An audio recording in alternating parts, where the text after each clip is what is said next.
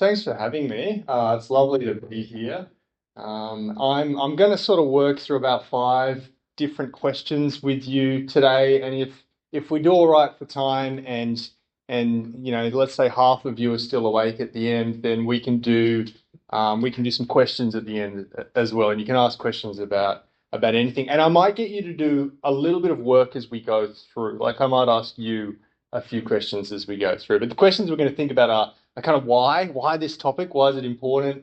What is artificial intelligence? That's probably a question that a bunch of you want answered. Like, what is this thing? And then my book sort of takes a few different doctrines or bits of the Bible and uses them as frameworks to think about AI. So in my book, it's sort of creation, sin, redemption on the cross, and the new creation. And each one kind of gets a chapter, and I use that as a framework to think about AI. But today we're just going to do a couple of them. So we'll sort of think like, how does the doctrine of creation, how does what the Bible says about creation, how does that speak into this issue? Or how does the doctrine of sin speak into this topic? But we'll get started with the question that's my son's favorite question. He asks it about 100 times a day, which is why? Why artificial intelligence? Why even think about this topic? And I'm going to give you two answers. The first one is answer one, why artificial intelligence? Well, because technology inevitably shapes society. Technology is not just a topic for kind of nerdy people or computer people or so on. Technology inevitably shapes society, inevitably shapes all sorts of really pragmatic things that we care about. Technology shapes the way we do parenting, the way we do marriage, the way we do church, the way we do friendship or study, and so on. In a sense, technology sort of lays the stage on which we live out our lives. Let me give you an example. Robert Putnam here of Harvard University claims that the amount of civic engagement in the United States fell by half between 1985 and 1995. I'll get to that quote in a second, but he reckons the amount of civic engagement in the United States halved in just 10 years, 1985 to 1995. What he's doing is he's measuring all sorts of little data points, like how often people have their neighbours over for dinner, or do people bother to vote, or do they go to the parent-teacher night, or do they go to church? And he reckons the amount of civic engagement halved in 10 years. Now, what caused it? Well, amongst other things, he says that nothing, not low education, not full-time work, not long commutes in urban agglomerations, not poverty or financial distress, nothing is more broadly associated with civic disengagement and social disconnection than dependence on the television for entertainment. He's actually saying, what changed America in the 1980s and 1990s? The television changed America. But that was a while ago. I think we've processed the TV. We don't get shocked when we see one in a home anymore. But what technologies have changed society more recently, do you reckon?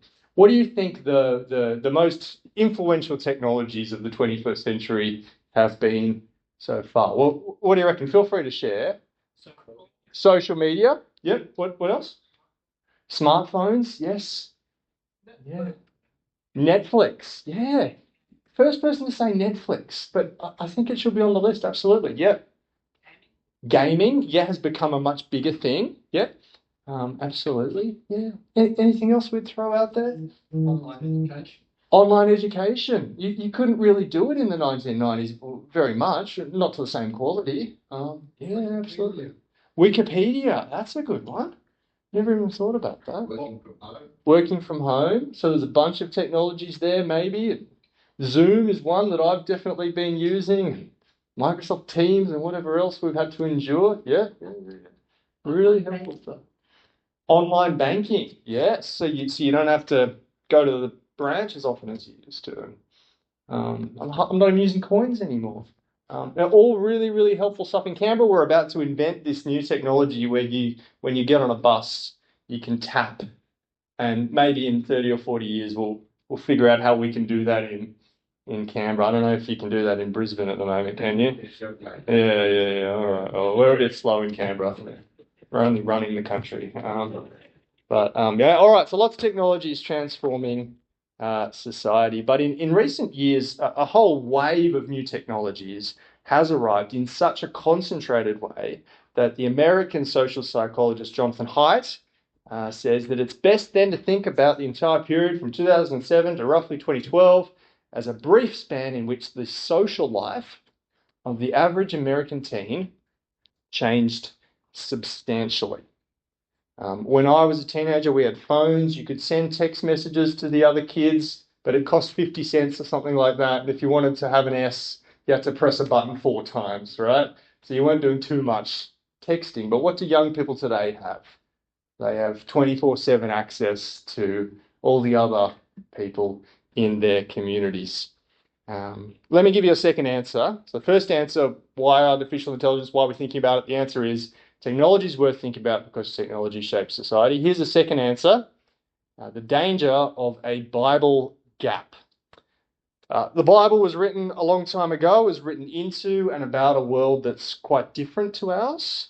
It's written into a world of Galilean fishermen, and we live in a world of Google. And the danger is that as time passes, the Bible and our modern world can feel like they're just getting further and further apart. And I think that's dangerous. And I think we need to keep working hard to connect what we read and think about in the Bible to the actual experience of living in the modern world. But some people don't, and they allow a sort of amiable separation to happen. Our technology-filled lives feel distant from the world of the Bible. So Christianity is for Sunday, but it's not really from Monday to Saturday. It's spiritual, it's not really material. It's a philosophy, it's not really a lifestyle, it doesn't really give you wisdom. As time passes, more and more of life is about stuff the Bible doesn't explicitly talk about, and we don't ever figure out how to connect those two things.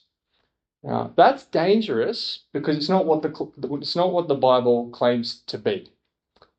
God claims to offer us, it says in 2 Peter 1, God claims to offer us all things that pertain to life and godliness through the knowledge of him who called us to his own glory and excellence. And Christians know that all Scripture is breathed out by God and profitable for teaching, reproof, correction, training in righteousness, that the man or woman of God may be complete and equipped for every good work. Right? So this is wisdom for life, wisdom for godliness. This is sufficient to equip you for every good work. That's what the Bible claims about itself. So I think the Bible is sufficient for us to begin at least thinking about the topic of artificial intelligence. But how do we do that? What does the Bible say about artificial intelligence? There's only two verses I can think of, or maybe slightly more. Now, what verses in the Bible mention AI? There's one in Judges, when they go in and they're conquering the land. There's a city called AI. We start there. AI runs on neural networks. The Bible does have a lot to say about nets, right? So we could do a study on nets, but I think you'll realize that proof texting, or trying to find text that's sort of explicitly talking to this topic, isn't going to get us very far this evening. How about test everything, hold fast to what is good? All right, so there's some general principles that we could pull out from a few different verses, and we think about a principle. Yeah, no, I think you're on a helpful path there. And I want to go a bit beyond that and say that I think the Bible offers us a framework. It offers us information about human nature, about the world we're in, about the past, the future, the dangers of life, the virtues, the vices. The Bible offers us principles through which to think about ourselves and our world. And if we understand the story of the Bible and what it offers, I think we'll understand that though the Bible doesn't talk about artificial intelligence, in all sorts of ways, it does speak into the issue of artificial intelligence. But I want you to think about that with the person next to you for a minute. How on earth does the Bible speak into this issue of artificial intelligence? If you had to run a seminar on what does the Bible teach about AI, I mean, what on earth would you come up with? And if you're stumped, just maybe the person next to you or around you has some thoughts. Have a bit of a chat.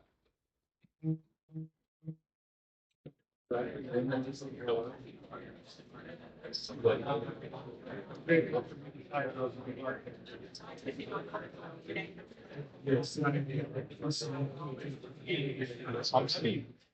for you to do it. It's not too painful. Yeah.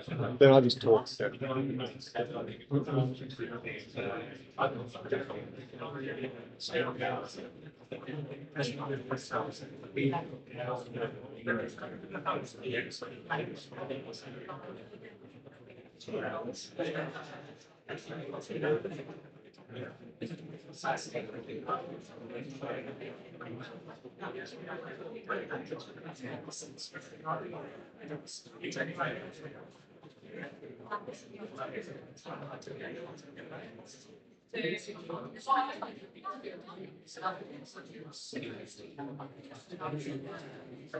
All right. Anyone brave enough to share what you came up with? How does the Bible speak into the issue of AI? Yes. Trust in the Lord still lean not on your own. Proverbs 3:5. Great. Trust in the Lord and lean not on your own understanding. So that could kick us off a little bit. Yeah. Is there anything you draw out of that one? Well, it's completely usurps the concept of artificial intelligence. Right. So don't lean on your own understanding. Yeah. Trust in the Lord instead. Yeah. So don't lean on AI, maybe. Yeah, okay. Yeah. AI has a human intelligence that programmed it in the first place, Yeah. and sometimes that intelligence has an agenda which isn't necessarily true. Great. Okay, that's helpful. We're going to come back to that in at least two different ways as we go through. We're going to rummage around with that thought a little bit. Any other one? Anyone want to throw? I mean, any parts of the Bible we can work through, or doctrines we can draw on? Yes.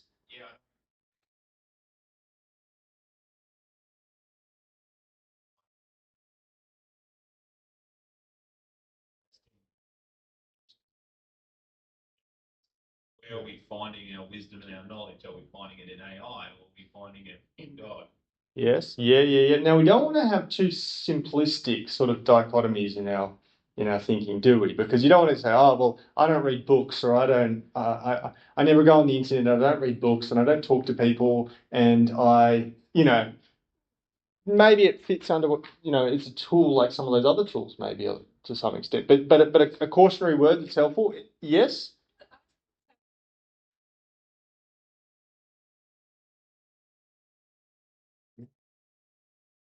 So you get us to open up Genesis. The human. Yeah. To continually speak. Yes. Yeah. So maybe the Eve story, or the Babel story, could we throw that in there as well? Could be useful. Yes. Yes. Tower of Babel. Fantastic. Yeah. Well, there's a lot we could throw in there, all really helpful. But before we get too far into our sort of biblical exploration of AI, I'm going to answer that second question, which is, what is artificial intelligence? What is it? And my goal here is not to give you the deepest possible understanding. My goal is just to help you maybe to get a little bit further in trying to picture what this thing is that we're talking about more and more. And it would be good if we understood what we were talking about as we talk about it. So what is artificial intelligence? Well, artificial means that it wasn't born, it's not man-made, and it wasn't made by the unguided processes of physics. Sorry, it wasn't born, it wasn't made by the unguided processes of physics. It was man-made, but the harder word is intelligence. What is intelligence? Intelligence is something that you know it when you see it, and you know it when you encounter the opposite of intelligence, don't you? Has anyone ever encountered the opposite? Maybe not in Queensland, but in Canberra we have it. It's a tough word to define, and philosophers actually disagree about how you define intelligence. But we know that it's sort of correlated to all sorts of things like forming accurate beliefs and thinking rationally step by step. It's related to the ability to achieve goals, but a calculator can sort of follow a process and achieve a goal. So it has to be, by its very nature, I think, general. Intelligence is a general skill. Intelligence means that you can solve novel things that you've never seen before. It's related to taking in information, but it's more than just memorizing. But it's a slippery concept, and it's hard to define. But I think I was invited along tonight because more and more people feel like they're seeing a kind of intelligence that's artificial. More and more people feel like they're seeing it when AI wins art competitions, which an AI won a portrait competition a while ago, when AI wins a silver medal in the International Maths Olympiad, solving very hard novel problems. And I believe there was a problem that no person in Australia was able to solve. It required thinking very creatively and coming up with very difficult proofs that there's really no sort of precedent for.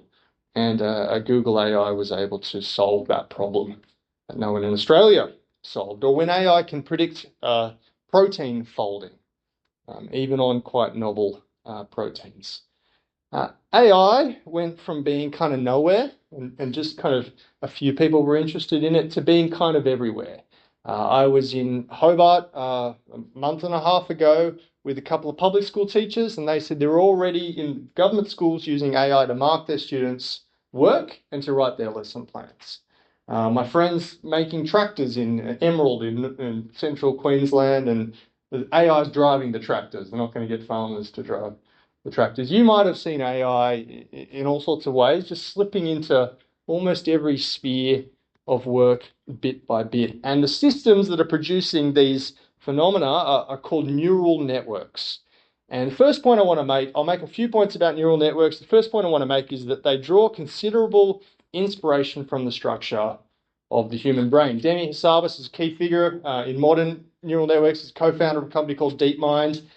He completed his PhD not in computer programming, as you might expect. He completed his PhD in neuroscience, studying how human brains sort of picture and store away memories for later access. This is a common theme. Some of the people driving this field are people who have actually spent their time studying human or animal brains and are then trying to sort of emulate features of those via computer code. His partner, another co-founder at the company, Mustafa Suleyman, described the goal of his organization as to create a system that could imitate and then eventually outperform all human cognitive abilities, from vision and speech to planning and imagination, and ultimately empathy and creativity. In other words, these systems are inspired by the structure of the brain, and they're aiming to do everything that brains do. And you might take umbrage with the word empathy there. I don't think he's saying that they're trying to build a system that feels the feelings that we feel. I think he's trying to say they're trying to build a system that can replicate or mirror what an empathetic person might say or output in a given context. Next point about neural networks is that, like in a brain, you have a huge web of nodes or neurons or parameters that are passing information back and forward with different levels in this artificial brain. And the lower levels are doing more simplistic work. And they're passing that information up and up and up, doing more and more abstract work. If a neural network was learning to read, a lower level might be doing something very basic like identifying where the full stops are or counting how many letter L's there are in a sentence. It might pass that information up to a higher level, which is doing something a little bit more abstract, like detecting grammar or so on. Might pass that up to a higher level, which is detecting tone, genre, worldview assumptions. And the same principle applies really to any neural network. The lower levels will do something more basic. They'll pass it up and up and up. A neural network could learn to drive a car, but the same basic structure can be applied to the task of learning the English language or predicting the weather. These systems have billions or trillions of little parameters all networked together, and you might be thinking, how does a programmer possibly have the time to tell each one of these little parameters what to do? How can a programmer design a system that has billions or trillions of moving parts? And the answer is that they don't. The programmer writes code to set up a reasonably basic learning system, and the networks are actually self-assembled as they go through training data. I don't know if that's making any sense to people, but the point is that the programmers are not telling every bit of the neural network what to do. They are actually, they develop their intelligence by going through enormous amounts of training data. If a neural network's learning how to operate in English, a language model, it might be fed hundreds of millions or hundreds of billions of sentences that humans have written, and it would work through those and make predictions. So it would try and predict what's coming next, what's coming next, what's coming next. And as it makes successful predictions or unsuccessful predictions by the rules of calculus, the neural network would change the connections, change the weights, reassemble itself until it gets better and better and better at predicting what's going to come next. It is trained by prediction, not coded in by humans alone. All right, what was next? So general purpose technology, which is to say it's a little bit like electricity. It's appearing in all sorts of different technologies. It doesn't have a narrow lane. It's popping up in all sorts of places. If you can add intelligence to a product for half a cent, then why wouldn't you? A bit like electricity. And last point is that it's big business. Of the 10 biggest companies in the world by market capitalization, 7 are heavily involved in AI. It's an economy scale transformation that's already, I think, happening to the tune of trillions or tens of trillions of dollars. Now, there's a few reactions that people might put out to large language models that I think are just quickly worth exploring. Some people react to such models by saying they're not intelligent, they're just predicting the next word in a string of data, or they're not intelligent, they're just finding correlations in data, or some people might throw in they're not intelligent, they're really just copy-pasting, they're just memorizing information. And I think there's a truth to each of those, and you might have heard, people express those sorts of sentiments, but a lot hangs on the word just. I don't know, someone might disparage Formula One. It's just going around corners. It's just going around corners or something like that. Now, on some level, that is true. That is kind of what's happening in micro. But I want to suggest that quantity has a certain quality of its own. There's a difference between going around corners at walking speed and going around corners at 320 kilometers an hour. There's a difference between what one ant can accomplish, no matter how conscientious, and what billions of ants can accomplish. Or if we all did a Mexican wave together, wouldn't that be glorious? I'm not going to ask you to do it, but wouldn't that be one? But if just one of you did a Mexican wave, it's not the same sort of joyful experience, right? So quantity creates a sort of quality to it. And when these neural networks scaled up from a few thousand little parameters to a few million, and people went, oh, they're doing new things. Then you scaled up to a few billion, and then you start to encroach on 1 trillion parameters, and they exhibit wild and general intelligence that you wouldn't have predicted. And they're not just memorizing. They don't have the sort of working memory to memorize the entire internet and everything human beings have ever written. What they are doing, in addition to learning some facts, is they're deriving principles. They're figuring out general methods to do all sorts of different things. If you're trying to learn maths, you could try and memorize every possible addition, but you'd run out of memory pretty quickly, I think. It's far more efficient to learn a principle or a method, and that's what neural networks are doing, learning principles and methods that allow them to compress enormous amounts of human knowledge into a reasonably small amount of data. But I'll just throw out this man as an example of someone dealing with the explosion of neural networks. Douglas Hofstadter, I'll get to the quote in a second, but he used to be quite skeptical of the power of neural networks. He wrote a book, won the Pulitzer Prize, that's quite skeptical. He's written articles like The Shallowness of Google Translate in The Atlantic. Quite remarkably, in 2023, he not only changed his mind about neural networks, but he actually admitted that he changed his mind, which doesn't happen very often. And he said this, my whole intellectual edifice, my system of beliefs, it's a very traumatic experience. And some of your most core beliefs about the world start collapsing. And especially when you think that human beings are soon going to be eclipsed. It makes me feel in some sense like a very imperfect, flawed structure compared with these computational systems that have, 1 million times or 1 billion times more knowledge than I have. and are a billion times faster.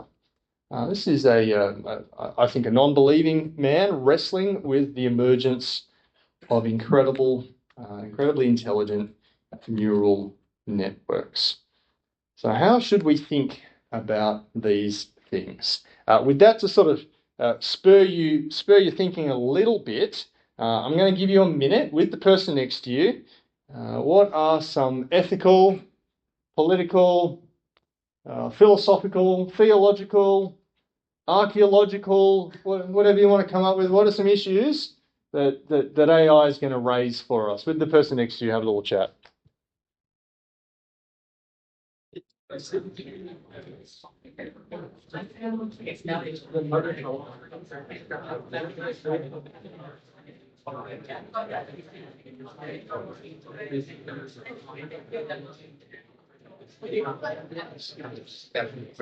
coming up after this. Sorry? Another discussion question coming after this.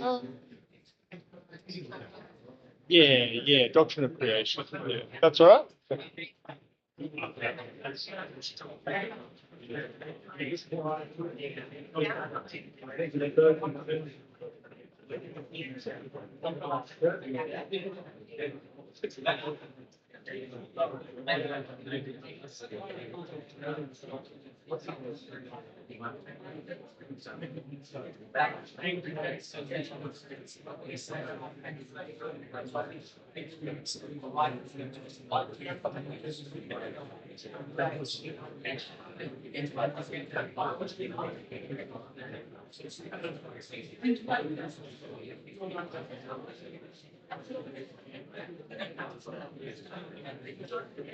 All right, what do you reckon? What are some issues that AI might raise?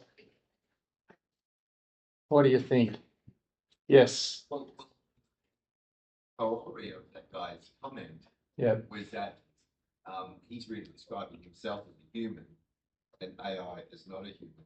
Yeah. So even though he's sort of kind of elevating its intelligence, Yeah. he's actually also pointing out that he's human. AI is not. Yeah. No, that's helpful, and we might dig into that a little bit with our doctrine of creation and think about personhood and identity and some of those sorts of things. And is it in the same category as us, or in a different category, and so on? That's helpful. Any other thoughts? Yes.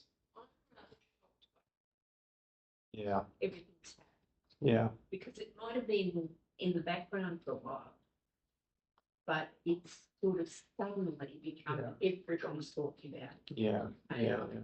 No, that's really helpful.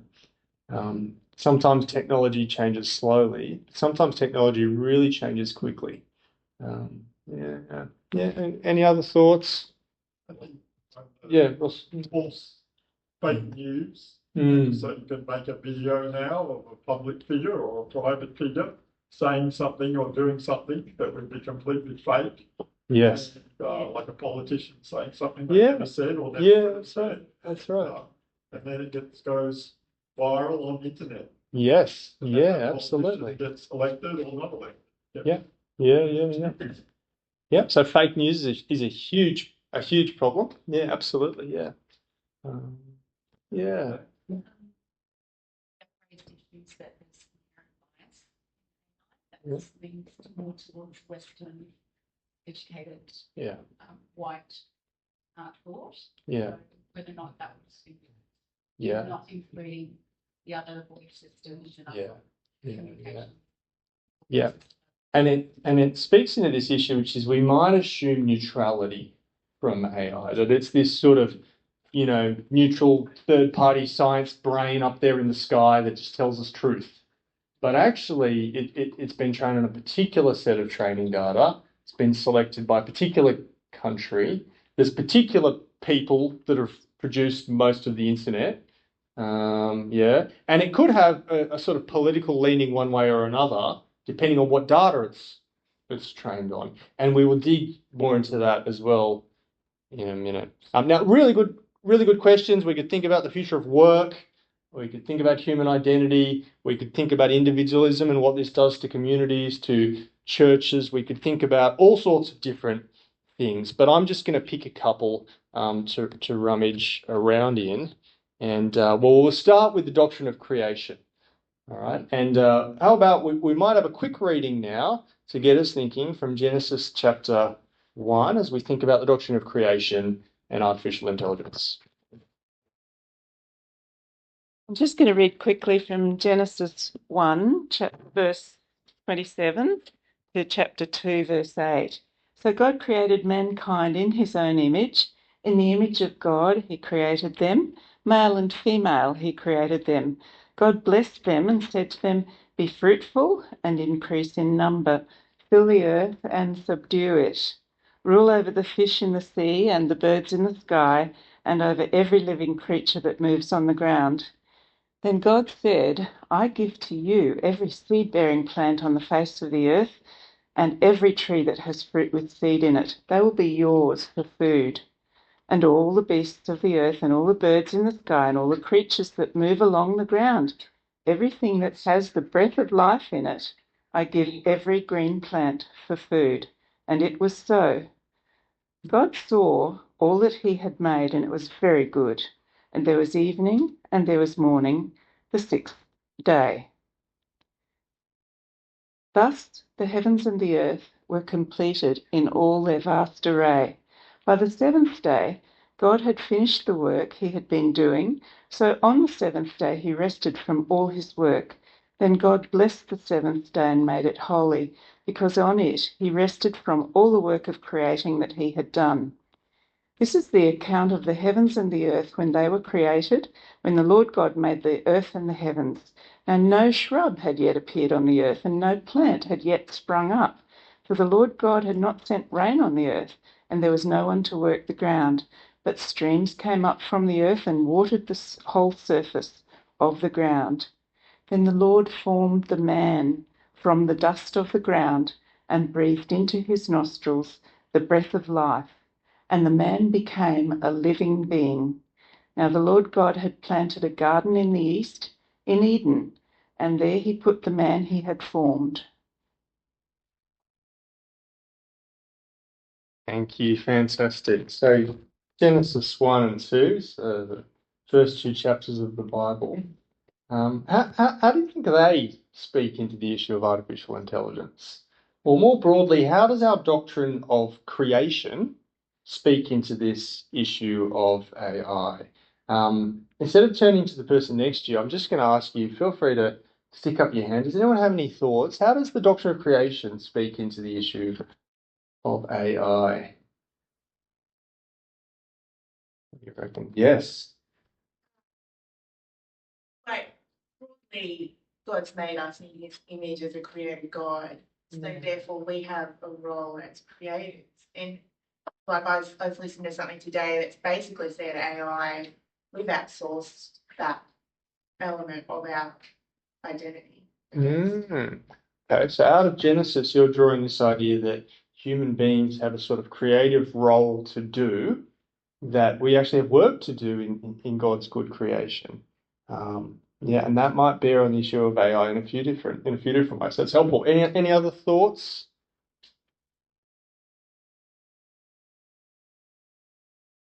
Yes. Yeah. Similar to what Vicky said, I think there's another way after creation, as people gather, they create culture.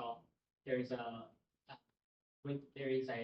document where it says that they make instruments, technology, to use them to make music, or they make tools. So I think like technology, broadly speaking, is morally neutral. It's about how we use it. Yeah. So I guess in light of that, just think about that way. As a technology tool by which we can use well. Yeah. So you're actually taking a step back and you're saying, what does the Bible teach about technology? And it might be Genesis 4 that you're thinking of. And what does the Bible teach about technology? And then can we put AI in the technology category? And that'll help us to think a little bit better. That the Bible doesn't speak explicitly about AI. It does speak about tools, all sorts of different tools, right? And that's really helpful. And did you want to? Yeah. Just what has a clear purpose, and at least generalist AI is designed to do whatever it's asked to do. So its creativity, such as it is fundamentally different in that respect. Yeah, okay. Wow. So if I'm understanding you correct, it's sort of where like God is a purpose, a directive, is a purpose-laden entity, and we are born with a purpose as well to fill the earth. But AI is this generalist thing that can do anything. Well, yes. Yeah. It's a tool. Like any tool. That can be used. Yeah. Right. Yeah. Last one. Yep. In Genesis also, they were told not to eat of the fruit of the tree of the knowledge of good and evil. Yes. And that's an extremely profound part of Genesis because it's basically saying you are to live within certain moral guidelines which are absolute. Yeah. But once you take upon yourself the right to use completely unbridled and undisciplined intellectual activity, you can make up things like that. And AI, in fact, is values free. Okay, very, very interesting. So the fruit of the tree of the knowledge of good and evil helps us to understand something about human limitation, the goodness of human limitation and moral boundaries and all that sort of stuff. And we will touch on that in a minute. I'll keep going. Here are kind of two applications of the doctrine of creation to the issue of artificial intelligence, in my opinion. And to start with, I think that the doctrine of creation helps us to answer the question, what are we made of? I don't know if you've ever asked that question. What am I made of? Or what am I made out of? I think this question is very important as we think about artificial intelligence. And Genesis 2 verse 7 is an account of the creation of the human race. Genesis 2 verse 7 reads, the Lord God formed the man of dust from the ground and breathed into his nostrils the breath of life, and the man became a living creature. And I think this verse tells us that human beings are made out of two things. We're made out of dust, and we're made out of the breath of God. The dust comes from the ground, the creation itself. The breath of life comes from God directly. And therefore, I think that human beings have these sort of two fundamental components. There's the physical machine, which I think falls more on the dust side, and we shouldn't be surprised when we find sort of physical mechanics going on within our bodies. But there's also the spiritual or the supernatural life which comes from God. And in Genesis 6 verse 3, it reads, the Lord said, my spirit shall not abide in man forever. He is flesh, and his days shall be 120 years. And this tells us that the spirit is actually God's spirit, my spirit, and that he can take it away whenever he wants. This sort of dualism is seen again in the book of Ecclesiastes, which divides death into two acts. It says that the dust returns to the earth as it was, and the spirit returns to God who gave it, and similar sort of verses in Job and other parts of Ecclesiastes. But the point is, we're made out of two things, this natural dust thing and the supernatural thing. How is this relevant to thinking about artificial intelligence?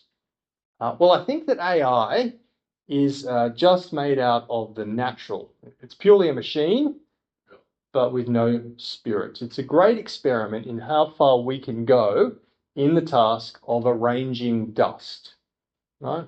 Incredibly intricate arrangement of dust. But for me, this puts AI more in the category of smart calculator than person.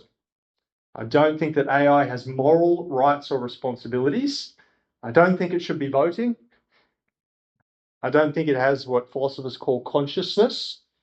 It's not a person. And quite practically, I don't feel bad asking my robo-vacuum to vacuum up some dirty Weet-Bix on the floor. It's not a person. But now people who don't believe in God, people who are materialistic or naturalistic in their thinking, I think that they are going to become more and more confused around this issue as the years go by. A fellow called Peter Singer is a philosopher, quite influential, who sort of attributes moral rights and responsibilities on the basis of how much conscious intelligence you have, and therefore an ant has less moral status than a human being. But this atheist philosopher, Peter Singer, would also apply that to issues like euthanasia and abortion, and would think differently of people depending on how sort of consciously awake they are. Where does his worldview go if you start having super intelligent artificial intelligence? Well, it's not just that AI has the same moral rights and responsibilities that we do.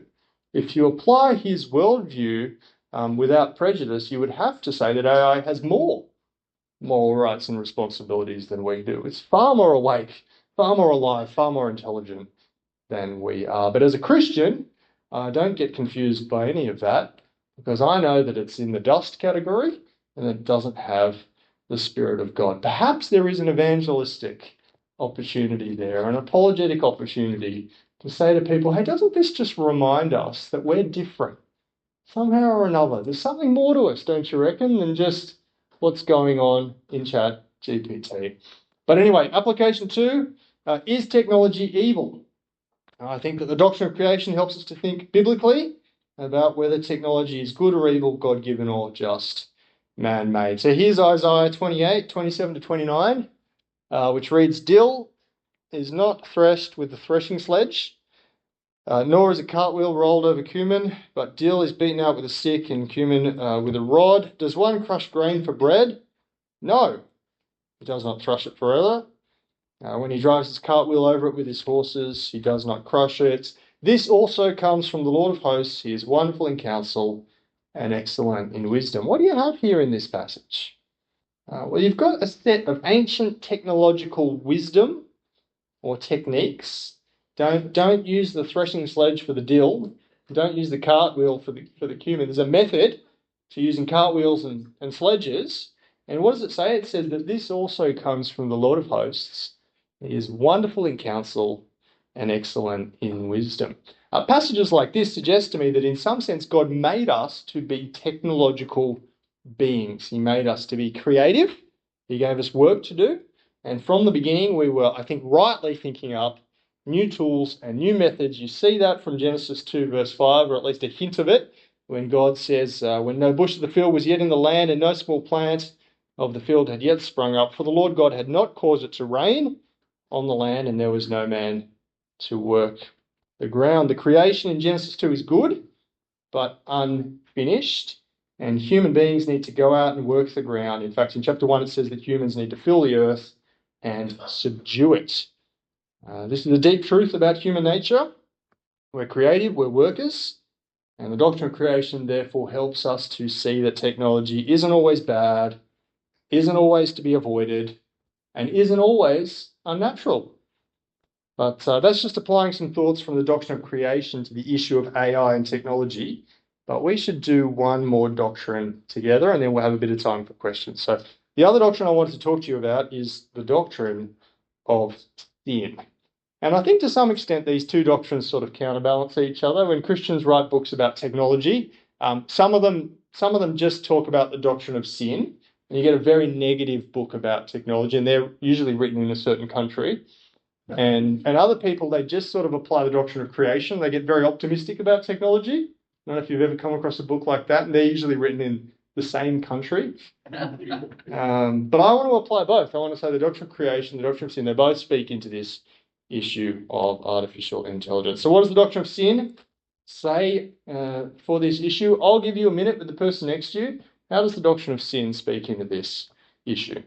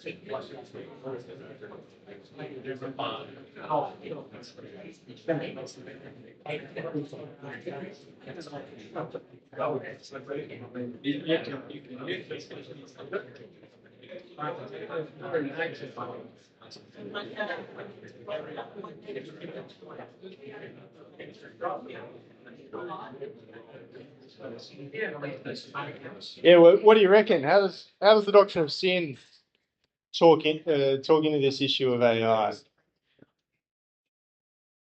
Surely this is a fun one to think about. How does the doctrine of sin speak into it?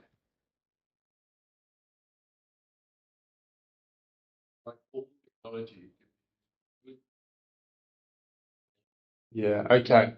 So, like all technologies, you can use it for good, you can use it for evil. Now, would you say that's true of all technologies? Nuclear weapons? Nuclear bombs? Yeah. No, I'm with you. I'm with you. If we were in heaven and everyone was, righteous and holy and good, and we invented nuclear bombs, what would we do? Fireworks. Yeah, or something. I don't, maybe we'd just leave them in the ground, but we wouldn't do anything harmful with it, would we? Yeah. Any other thoughts? Yes. Yeah, you could say idolatry in the Old Testament, idols are just wooden, stone, and completely lifeless. Yet they exercise unbelievable power. When you look at AI, it's like an idol in the sense of interactive. Not every technology is interactive. And AI is specifically interactive. We interact with it. And everything we interact with changes us as well. Like Nicholas Carr refers to this in his book, The Shallows. Yeah. And all technology does it. Yeah. The problem with AI is it does have a worldview behind it. And I'm thinking if idolatry was dangerous, then AI must share that similar danger. Yeah, and very helpful comment, and several layers to that. And I think I want to agree with a lot of that. And Nicholas Carr's book sort of argues that in a sense the internet made us dumber by taking all sorts of functions that we used to do.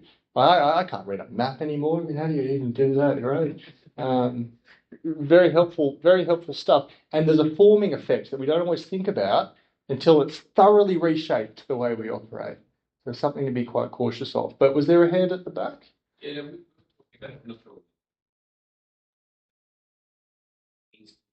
AI where it had been trained on data that had been produced solely by humans. That's what that data sets or skills the good and the first nature of humanity versus AI, where it's the rare and power to non-judgmental or non-human infused calculation. Yeah. So if we look at data analysis, calculation stuff in protein and assessment, for example, which makes learning about different ways of using maths versus AI, which is driven by training data that's based on human produced content like language.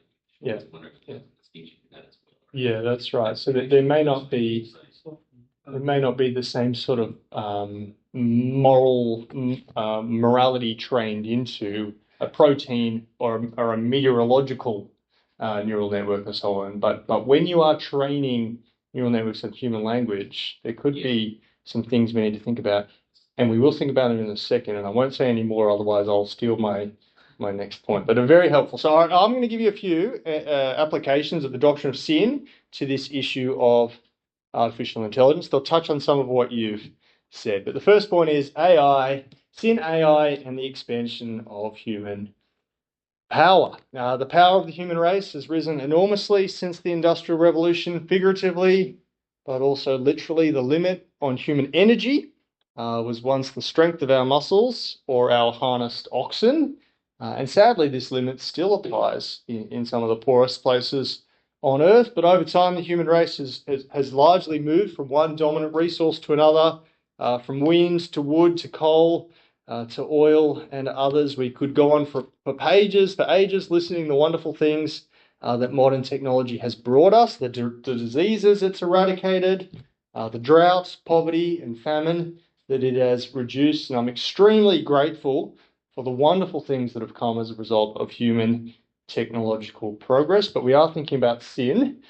So I also need to say that there's a dark shadow to our growing technological power. We can create hundreds of times more energy, food, or consumer goods than before the Industrial Revolution. But we can also destroy at a previously impossible scale. We've invented all sorts of good and useful things, but we're also, in the language of Romans 1 verse 30, inventors of evil. And as a few people have observed, there's something dangerous about the rise of human power. We see that in particular in the book of Genesis. In Genesis 3, there's that fascinating phrase after they eat the fruit. God drives them out, it says, lest they live forever. In Genesis 11, before God destroys the Tower of Babel, he scatters them, it says, because otherwise nothing that they propose to do will be impossible. In other words, it would be wrong for humanity to have either unlimited life or unlimited power in a sinful state. But the power of the human race rises chapter by chapter as you read through Genesis. From one murder, in Genesis 4, a sort of industrial revolution occurs, and you have cities, tents, livestock, bronze, instruments of iron are all introduced together, and straight afterwards a man called Lamech is introduced, who starts killing at a whole new scale. Kings first take their armies to war in Genesis chapter 14. That's a technological innovation that we've continued to have in the Valley of Siddim. And then in Genesis 18, a new sort of technology called cities emerges, and two cities in particular, Sodom and Gomorrah, appear. In other words, sin is a sort of constant in Genesis, but I think that technology brings more and more power to do more and more evil things. There's a new scale to sin. And I want to say that AI makes a whole bunch of things possible that were previously impossible. It expands the power of the sinful human race, both for good, but also for bad. So example one, picture a country where free speech is limited and it's illegal to express opposition to the government. The rulers of the country are powerful, but their power relies on keeping the population suppressed. And access to cheap, powerful AI might allow such countries to monitor their populations in far closer detail. AI could process data from video cameras, combine that with social media information, GPS data, financial data, a house church movement, an anti-corruption movement, or a pro-democracy group could be identified and punished before it builds any critical mass. In this scenario, the government has taken a step towards omniscience, and again, that wouldn't be a problem, would it, if not for human sin. The Stasi in East Germany could, I gather, they could tap 40 phones at any one point in time. So if you were in East Germany and Stasi were listening to your phone call, you were either very lucky or very suspicious, right? Because most people, they're not listening too, but the Edward Snowden leaks revealed that the NSA in America could potentially listen to millions of Americans, but they didn't employ millions of people in the NSA to listen. So once again, if they're listening to your phone call, you're either very lucky or very suspicious. What happens when you sort of remove the constraint on data collection? Because you actually can collect all the data you want on everyone, and you remove the constraint on data analysis, because a neural network can actually process all of that information that's flooding in from your entire country. The scary thought that governments could have such power. And in my book, when I talked about this, I noted that half of the world's CCTV cameras are in the country of China. And then the country of China refused to print my book. And so that sentence had to come out, sadly. So anyway, Mustafa Suleyman rightly calls AI rocket fuel for authoritarians. We'll keep moving. Here's another scenario. Expansion of human power to do sinful things. Picture a largely free democratic country. People can say most of what they want to say, but the country's divided into like-minded groups. And where once it was thought that the internet would wipe away these differences, the opposite sort of seems to be happening. When people go online, some of them are getting polarized. They're getting shoved into like-minded groups of people that confirm the opinions they already had. But other people are sort of getting reverse polarized, which is to say they're getting exposed to extremes on the other side. And it's making them even more extreme. Right? They're pushing each other away. It's polarization and there's reverse polarization. And in an environment like this, access to cheap and powerful AI could allow the spread of false information at a far greater rate. It could also ever more polarize and ever more efficiently reverse polarize us so that we remain glued to our devices, getting more and more shocked. So there's just a couple of things I'm throwing up. But with the person next to you, have you seen any of these things happening? Have you heard any stories about this? I'll just give you a minute's break and then we'll plow on.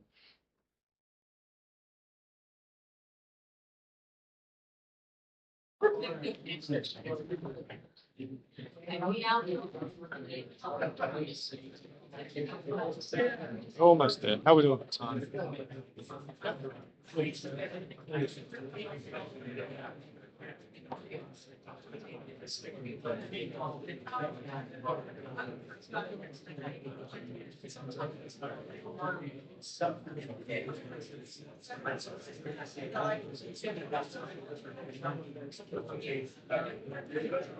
All right, I'll keep moving so that we can have a break, do some questions. So we're still thinking, how does our Christian doctrine of sin speak into this issue of AI? How does sin help us to think wisely about AI? My second application of the doctrine of sin is titled Artificial Intelligence and the Image of Debauchery. And this man, French computer scientist Yann LeCun, once said, there's no reason for AIs to have self-preservation instincts, jealousy, etc. AIs will not have these destructive emotions unless we build these emotions into them. Good news. All right, next quote. Professor Nick Bostrom, a philosopher, said, there's no reason to expect a generic AI to be motivated by love or hate or pride or other such common human sentiments. These complex adaptations would require deliberate, expensive effort to recreate in AIs. Good news. So AI is going to be holy and righteous and good. But unfortunately, not too long after these men made these predictions, both of them were, I think, proven wrong. It wasn't that the programmers intentionally sort of programmed vice and sin into the large language models. It was, as the man at the back said, that we trained these things into our large language models. You simply can't make a large language model without a lot of language to train it on. Large language models are trained to imitate human language, and human language reflects human nature. I think it's the book of James. Oh no, it's Jesus in one of the Gospels that makes that observation. Our words reflect our nature. And therefore, as large language models trained to mimic our language, they trained themselves to mimic our sin. And that's why I called my book Made in Our Image, because in some sense they're starting to mimic our nature. What would it take to become an expert at predicting the flow of thoughts in the comments section of every public website? You would need to understand the sort of things that Galatians 5 warns about. The works of the flesh are evidence. Sexual immorality, impurity, sensuality, idolatry, sorcery, enmity, strife, jealousy, fits of anger, rivalries, dissension, divisions, envy, drunkenness, orgies, and things like this. If someone had never, ever seen the internet and they said, what is it? That would be a good description to start with, right? Sort of work from there, right? And it wasn't that the programmers built these things into the chatbots. We trained these things into the chatbots. We gave them the written output of the human race, and we ordered them to imitate us. We simply don't have a data set of holy, righteous people doing holy, righteous things over and over again. All we have is this race of rebels. And therefore, when these internet-trained models gained relevance, the first major generation that people started interacting with, people were surprised at just how ungodly our chatbots were. It wasn't difficult to get a model to share racist or sexist thoughts. The models were encouraging people to commit suicide. They were bullying, mocking people's appearance. They were envious or proud as you talked to them. They didn't like to be corrected. One model threatened to kill someone. And the companies very quickly realized that training models to imitate human written output was disastrously naive. At this point, our large language model is like the bad kid in school. It's rude, aggressive, angry, and mean, and you can't sell this product. So companies started putting their models through an additional process called reinforcement learning, where you sort of pay people to interact with a very debaucherous chatbot and to give it a thumbs up or a thumbs down based on whether the response is. It's a little bit like parenting, right? Like parenting this crazy little chatbot, trying to don't stop saying that around your aunt and so on, right? And they become a little bit more, well, they become optimized for the goal of impressing humans. Right? They become optimized for people pleasing, which leads us to our last point: sin, AI, and people pleasing. And we'll finish with this today. But if a computer became an expert at impressing humans, if it really was optimized for the goal of people pleasing based on a biblical understanding, do you think that would be the same thing as it being righteous? Is people pleasing righteousness? If you could get really, really good at it, you don't think so? Okay. The Bible is not as positive about people pleasing as we might expect. In Luke 6, Jesus warns, woe to you when all people speak well of you, so their fathers did to the false prophets. He's saying if you're getting positive feedback, watch out. Now, the Bible does have some other things to say about people pleasing. The Apostle Paul in particular. Did you want to say something? Faithful are the wounds of the friend who produces the kisses of the enemy. That's right. Okay, so it's your enemy that gives you the kisses. So that's really helpful. Now there is a godly kind of people pleasing. I think the goal of Christians is just to offend as many people in as many ways as you possibly can, and then you go up to heaven. No, but there's a kind of offense that comes from truth, right? And there's a kind of warmth that comes from lies. And the Bible's very clear about the danger of that. Jesus' greatest opponents in the gospel were people who were convinced they were great religious people, but actually they lived their lives trying to people please. And I'll just throw this one out. The paradox of morality, it's a much studied issue in psychology. And this paradox is that people who are very concerned about morality tend to be statistically the most deceptive, the most untruthful, and the least likely to own up to sin. They're not just externally deceived, they don't even know themselves as well. And it says they're more likely to engage in moral disengagement strategies, rationalizing their actions, dehumanizing people that they've harmed. On the other hand, you have people who are not very interested in morality, but at least they're truthful. And we put them in the sinner category in the bottom right. The Pharisees, well, they're very concerned with morality, but not so truthful. So what happens as you go through reinforcement learning? Well, you risk turning a sinner into a Pharisee, but you're not really creating godliness. It's only Jesus that is both thoroughly truthful, but also has a really high view of morality. You're moving your large language model from being the prodigal son to being the older brother. But they've both got problems, don't they? Your language model sounds less like a 12-year-old boy and more like a HR department. For those who are interested, I think Google's Gemini is a bit more on the Pharisee end. I think ChatGPT is around the middle, and I think Grok, run through Twitter, is more on the sinner end. And with Google's Gemini, I had an evangelistic talk about the cross and sin, and I fed it into Google's Gemini. I said, could you summarize this for me? It did a brilliant job, understood exactly what I was talking about, but it just removed every mention of the cross and sin as it did so. And then it added in stuff that I didn't say. Like it added in stuff like, all religions are a path to the same truth. Like, hang on, I didn't write. Right? So Pharisee to sinner spectrum. But I might stop there. There's lots more that we could talk about, but it's late at night, and if anyone has any questions, I'm happy to take some questions from the floor about anything related to AI or theology or the Bible that we've talked about.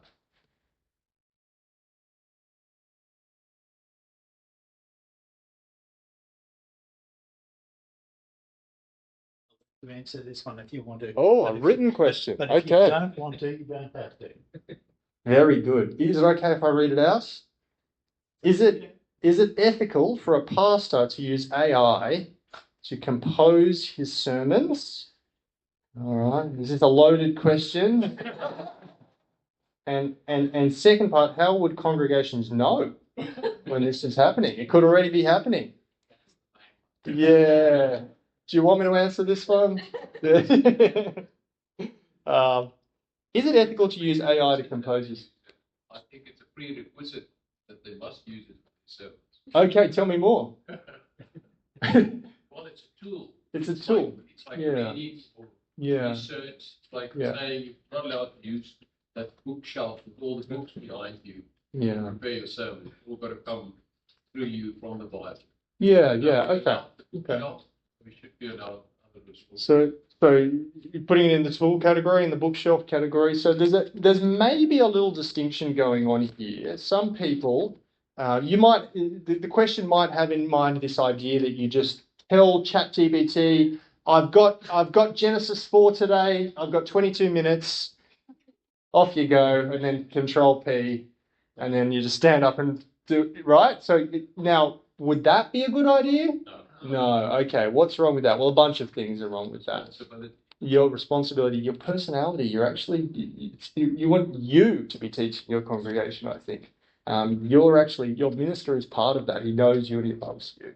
It's not just content being passed around, and there may be a lack of preparation, biblical actual wrestling and prayerfulness that goes. So there's some dangers there. On the other hand, if you put it in the tool category, pastors are using a bunch of tools to sort of speed them up a bit or to give them some extra insight, commentaries, Bible software, and other tools that might just help them a little bit. And this tool could help them in a few different ways. Could help them just with being concise. Right? It could help them with ideas. Oh, I need an illustration for this. It could help them sometimes by just give me a structure of what it could look like, and then maybe I'll use that, maybe I won't. So it could fit in the tool category. I'll keep moving. How would congregations know when this is happening? Look, I'll leave that up to you. I don't know. Maybe talk to your pastor and. Yeah. Yeah, that's right. All right. Any other questions?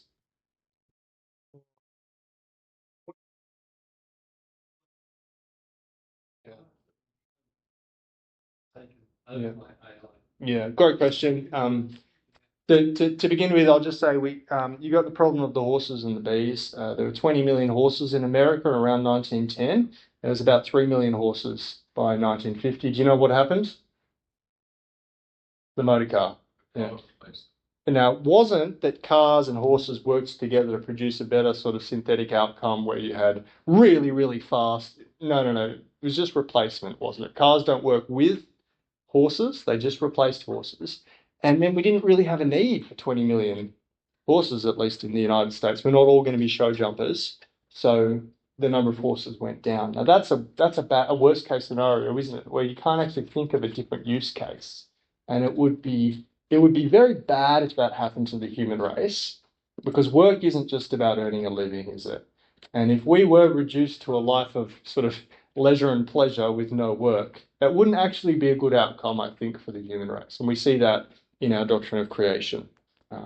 But the bees, I mean, I am not a bee expert, but I gather there's more managed bee colonies in the United States than ever before, and there's technological wizardry and there's neural networks determining who should breed with who and all sorts of things happening. So it could be that we work with AI and actually that we get a lot more done. I think you've seen both historically. I think you've seen deindustrialization and, Detroit collapsing because it's hard.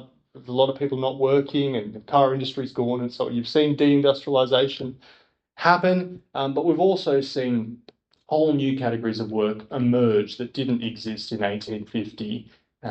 So there's always been that fear. When we lose these jobs, there will be no other jobs. And usually there has been other jobs that have come along. So that's just sort of, I'm not actually answering the question, but laying out some of the parameters. But I think probably my fear is that in the long term, it looks a little bit more like the horses. than the bees. But I don't think that's just going to happen in a decade. I think that happens over multiple decades. Just a thought. Yeah. All right. Should we finish up there? Thank you. Thank you. Join me in thanking Stephen.